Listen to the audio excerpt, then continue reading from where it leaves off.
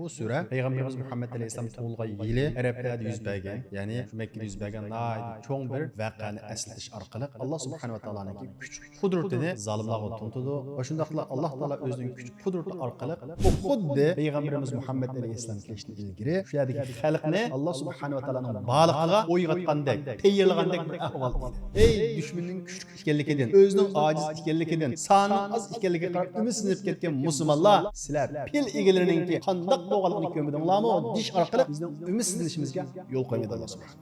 Alhamdulillah ve salatu ve selamu ala Rasulillah amma ba'd. Assalamu alaykum ve rahmetullahi ve berekatuhu qardoshlar. Biz bugün Allah'ın rahmeti ve fazli bilan Qur'on Karimninki oxirgi qisqa suralari, ya'ni namoz suralaridan sura Filni o'qiymiz. Yani alam tara keyfe faala rabbuka bi ashabil fil degan bu surani o'qiymiz. Bilganimizdek bu sura Makkada nazil bo'lgan. Va shundaqla bu sura Payg'ambarimiz Muhammad alayhisalom tug'ilgan yili Arablarda yuz bergan, ya'ni shu Makkada yuz bergan cho'ng bir voqeani eslatish orqali Alloh subhanahu va taoloning kuch qudratini zolimlarga tuntidi va shundaqla Alloh taolo o'zining kuch qudrati orqali mazlumlarga umid berdi va shundaqla bu mo'jizaviy voqea orqali Alloh subhanahu va taolo Payg'ambarimiz Muhammad alayhisalomning risolatininki, payg'ambarligininki rost ekanligi, o'z tarafidan avatilganligini eslatadi. Shunga bu sura zolimlarga qo'rqinch bersa, mazlumlarga umid beradi. Chunki bu surada ojiz bir xalqninki ana shunday pilliq qo'shin ustidan qanday g'olib kelganligi ajoyib bir mo'jizaviy shaklda bayon qilinadi. Va shundaqla bu surada dushmaning pilda kuchli bo'lsa-mu, sen qushdek ojiz bo'lsangmi, Alloh subhanahu va taolo sana cho'qim yordam beradi. Madomiki sen haqiqat ustida bo'lsang, to'g'ri sapda bo'lsang, Alloh subhanahu va taolo mu'minlarga cho'qim yordam beradi degan uchurni bizga beradi. Va shundaqla bu sura Allohning diniga urush ochgan, Allohning uyini yiqqan, ana shunday kofirlarningki, zolimlarningki hamon oqibatda halok bo'lganligidan xabar berish orqali bizning qalbimizga umid bag'ishlaydi. Xo'sh, unda bo'lsa, biz oldidan surani o'qiylik, ondan keyin oyatma-oyat tafsirlab boramiz. A'udhu billahi minash shaytonir rojim. Bismillahir rohmanir rohim. Alam tara kayfa fa'ala rabbuka bi ashabil fil. Alam yaj'al kaydahum fi tadlil. وأرسل عليهم طيرا أبابيل ترميهم بحجارة من سجيل فجعلهم كعصف مأكول. Ey Muhammed, Parvardigarınınki pillik qo'shinni qandoq qilganligini ko'rmadingmi? Alloh subhanahu va taolo ularningki hiyla mekrini barbod qilmadimi? Alloh subhanahu va taolo ularning ustiga top qushlarni avatdi. Qushlar ularga sapal tashlarni etib, ularni chayinib etilgan samanda qilivetdi deydi. Qarab baqadigan bo'lsak, birinchi oyatda Alloh subhanahu va taolo sen Robbingninki pillik qo'shinni qandoq qilganligini ko'rmadingmi deydi. Endi biz bu oyatni tushunish uchun shu vaqt yuz bergan pillik qo'shin hodisasini tushunishga to'g'ri keldi. Qanday desanglar, Payg'ambarimiz Muhammad alayhisalom tug'ilgan yili pil yili deb ataladi. Arablar buni kalendar yili qilib ishlatgan. Ya'ni pil yildan keyin, pil yildan ilgari deb mana shunday kalendar qilib ishlatgan. Nima ish qilsanglar, chunki pil voqeasi arablardagi ajoyib cho'ng bir voqea bu, ajoyib cho'ng bir hodisa. Ularning qalbidagi Ka'baning ulug'ligini qaytadan tirildirgan bir voqea. O qanday desanglar, bilganimizdek Ka'ba Beytullah İbrahim aleyhisselam bina qilgan shunday İsmail aleyhisselam bilan. Shuningdan tatib Arab yerim arli va shundaqla uning atrofidagi kishilarga nisbatan nihoyat muqaddas joy edi. İbrahim aleyhisselam hajni e'lon qilgan, İbrahim aleyhisselamdan tatib haj bor edi. Har yili kishilar Ka'ba Beytullahga kelib haj qiladi va shundaqla bu sababli Makka, Ka'ba Beytullahning atrofi taraf-tarafdan kelgan hojilar sababli qaynoq bozorga aylangan. Qaynoq bir shaharga aylangan. Buni ko'rgan Yamandagi Xristian vali Abraha bunga ko'z tikadi. Mening shahrimga ana shunday kishilar kelsa bo'ladi deb Yamanning poytaxti San'aga noydi. Hashamalik qilib chirkovdan birini soladi. Ajoyib bizaydi. Bizab bo'lgandan keyin Arab yerim oldiga butun qabilalarga ayrim xat avatib chirkovni ziyorat qilinglar deydi. Va shundaqla Ka'baning o'rnini tatmoqchi, o'z egilamoqchi bo'ladi. Buni anglagan arablar mushrik bo'lsa-mu, chunki İbrahim alayhisalomdan tatib kelgan bir an'anaviy ibodat bor edi, hajni ibodat. Ularning nihoyat ochchig'i keladi. Norozi bo'ladi. Ana shunda ochchiq kelgan arablardan birisi San'aga solingan u hashamatlik chirkovninki hayvitini yaga urush uchun kechalab Yamanga boradi va poytaxt kelib, u chirkovning ichiga kirib tahorat qilib qo'ydi. va uni nijosat bilan bulg'ib o'tadi. Shuning bilan bu cherkovninki hayvati yaga o'ladi. Bu Allohning uyi bo'lsa, nima uchun qo'g'dalmaydi? Nima uchun boshqa birisi kelib, mana shunday buni hayvatini yaga urib o'tadi deb uning hayvati yaga o'ladi. Buni ko'rgandan keyin arab qabilalarininki uning chaqirga ovoz qo'shmaganligini ko'rgandan keyin Abraha ash Ka'baytullohni yiqmasak bu masala hal bo'lmaydi ekan deb Allohning beyti Ka'baytullohni yiqish uchun zo'r qo'shin tashkillaydi. Neticede 60 bin kişilik pillik qo'shin tashkillaydi. İçinde pil bo'lgan. Pillik qo'shin degan gap bugungi kunimizdagi xuddi shu ilg'or harbiy urush uskunalari bor qo'shin degan gap. Pillik qo'shin tashkillab Ka'bani yiqish uchun yo'lga chiqadi. Ular Vadil Muhassar degan yer kelib to'xtaydi. Buni anglagan Qurayshlar nima ish qiladi? Ka'bani yiqili keldi. Bu vaqtda Makkaning umumiy nüfusi 10 ming atrofida. U 60 ming kishi qo'shinga cho'ng kichigi hammasini chiqsimi tankilanmaydi. Ish ularning toqatidan oshdi. Mas'uliyat uning toqatidan oshdi. Bu yerda Allohning Baytullahsi, ya'ni uyisi bor. Abraha shu vaqtdagi Ka'baga mas'ul Rasulullohning bo'g'isi Abdul Muttalibni chaqirdi.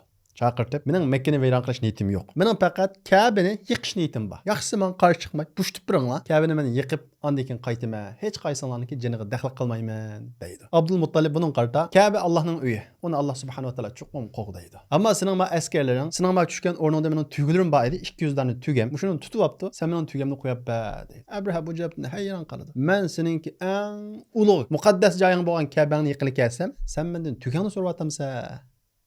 Abdülmuttalib o'xshashlar Ka'baytul Allohning uyi deyish orqali uningki Allohga urush ochganligiga ishorat qiladi. Lekin bu uningdan dars olmaydi, aqlini topmaydi. Shunday qilib Abraha, "Hamani Makkaga besib kirsam, sening tuganingni ilib olaman" degan niyatda uning tugasini qaytarib beradi. Abdülmuttalib 200 dana tugasini keyniga silib Makkaga qaytib keladi. Ondan keyin Qurayshning cho'nlarining hammani to'plab ish mushunda. Bizning kuchimiz yetmaydi. Abrahaning qo'shini nayt katta zo'r ekan. Biz shahar aholisining hammasi tog'larga chiqib ketaylik. Alloh subhanahu va taolo Ka'ba Baytullohni qanday qo'g'daydi biz kuzataylik deydi. Natijada hammasi qo'shiladi. Shunday qilib Abdulmuttalib va Qurayshning cho'nglari hammasi degudek jilg'ilarga, tog'ning qishig'a chiqib ketadi. Abdulmuttalib va bir qancha cho'ng kattavashlar oilashdan ilgari Ka'ba Baytullohning qishig'iga borib, Ka'baning ishkini halqasiga chang eslab Alloh qattiq duo qiladi. Ey Alloh, ish bizning kuchimizni oshdi. Ka'ba Baytullohni qo'g'dag'in deb Allohga duo qiladi. Ondan keyin ularni chiqib ketadi. Abraha qo'shinni Ka'bani yiqish uchun harakatlantirdi.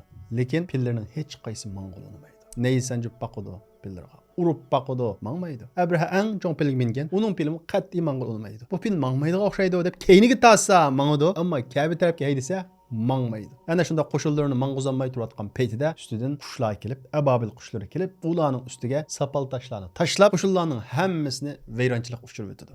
O sapal taşla, yani qiypal taşla qo'shinning ustiga tushib, pichoq kesgandek kesib, ig'ir yerlandirdi. Qo'shinning hammasi qochadi. Chunki yomg'ir yoqqandek tushadi. Nurg'unlar o'ladi. Abrahamning ait ig'ir yerlandi. Natijada qo'shin amalsiz chekinadi.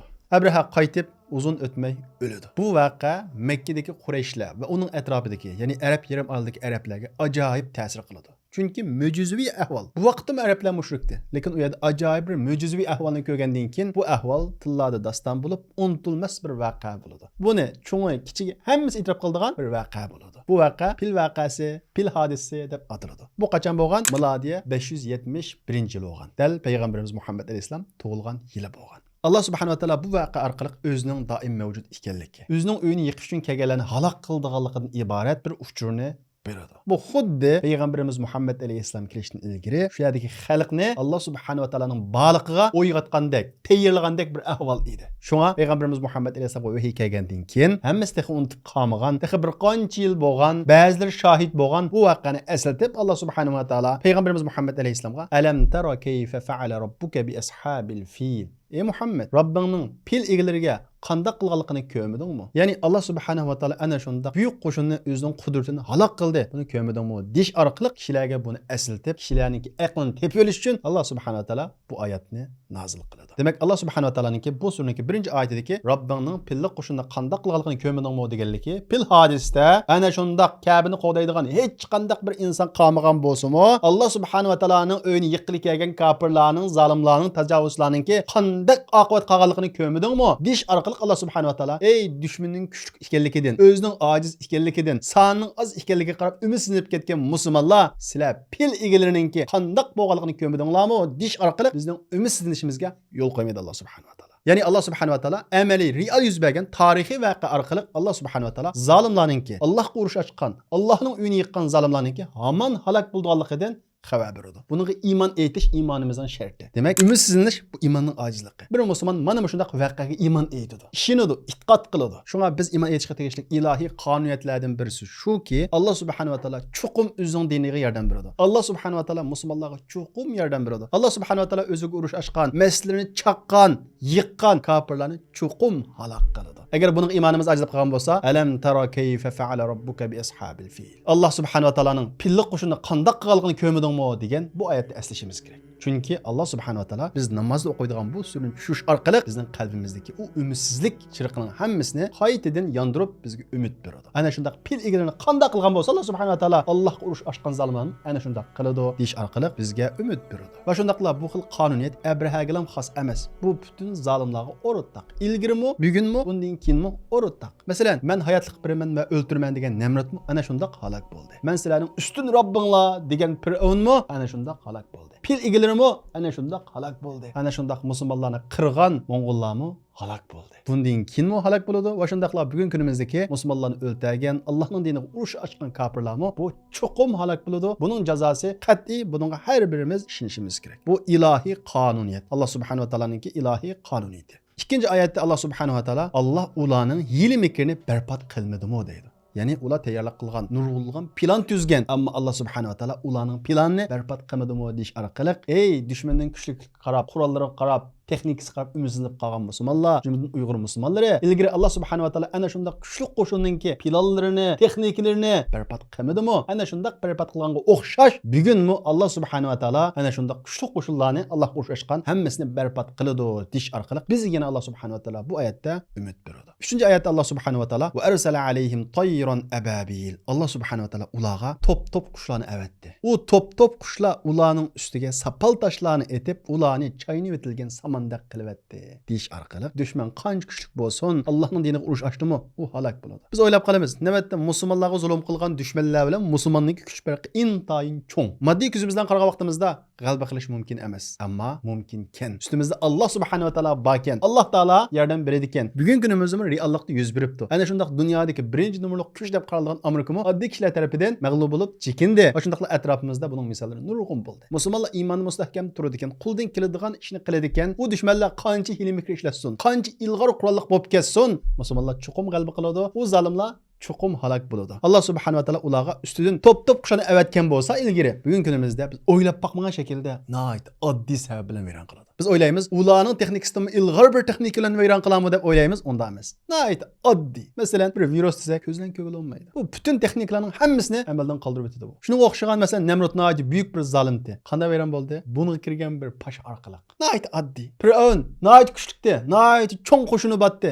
Qanday vayron bo'ldi? Suv bilan o'ldi. Suv degan insonga hayotlik beradi-ku asli. Demak, hayotlik beradigan narsa bilan ana shunday cho'ng zolimlar nima bo'ldi?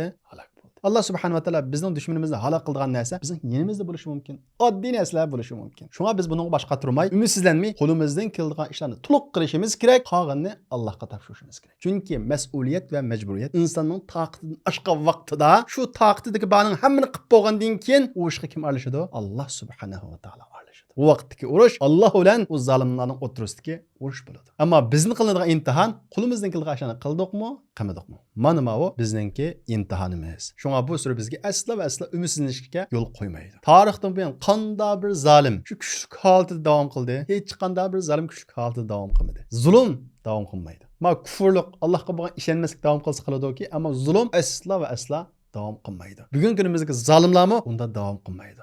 Ularni ojizlashadi, ularni vayron bo'ladi, musulmonlar chuqum g'alaba qiladi. Buning qarta iymonimiz to'liq bo'lishi kerak. Bu sura bizga mana shu iymonni beradi. Xo'sh, unda bo'lsa, bu suraning muhim nuqtalari birinchisi, musulmon qanday sharoitda bo'lsin, asla va asla umidsizlanishga bo'lmaydi. Allah bormi? Chuqum g'alaba bor. Zolimlar chuqum halok bo'ladi. Bunda deganlik Alloh halok qilib o'tadi deb o'zingiz jim o'tirib deganlikmi? Undaq emas. Bizning imtihonimiz qo'limizdan kelgan tirishchanlikni ko'rsatish. Ikkinchisi, Alloh subhanahu va taolaning yordami chuqum keldiganligi. Ya'ni mas'uliyat insonning taqdidan oshgan vaqtida Allohning yordami chuqum keldiganligi. Üçüncüsü Ka'b Beytullah'nınki. Allah'ның öylünün uluq ekanligi. Ka'b Beytullah'ni yıkış üçün kelgan Abraha ve onun qo'shini qanday vayron bo'lgan bo'lsa, bugun kunimizda bizning yurtimizda masjidlarni chaqqan, yiqqan u zolimlar ana shundaq vayron bo'lganligi, ana shundaq halok bo'lganligidan Alloh subhanahu va taolo bu surada bizga xabar beradi.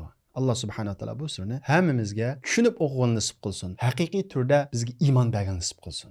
ya'ni umid bergan nisib qilsin. Musulmonga nisbatan umid demak iymon demak. Umidimiz ojizlashdi degan gap, iymonimiz ojizlashdi degan gap. Chunki musulmon Allohga bo'lgan iymon haqiqiy bo'ladi ekan, u umidvor bo'ladi. Chunki Allohga bo'lgan iymon Allohning borliqini ham ko'rsatmaydi u. Allohning yordam beradiganligiga ishonishni o'z ichiga oladi. Men Allohga ishonaman degan gap, Alloh bizga chuqur yordam beradi degan e'tiqodni bo'lishini o'z ichiga oladi. Zolimlarning halok bo'lganligiga ishonishni o'z ichiga oladi. Faqat ba ekanligiga ham ishonib qo'yish yetmaydi. Allah ba, zalimlarni halok qiluvchi Allah ba, mazlumlarga yordam beruvchi Allah ba. Mana shunday bo'lgan vaqtimizda ondan keyin bizdagi iymon to'liq bo'ladi.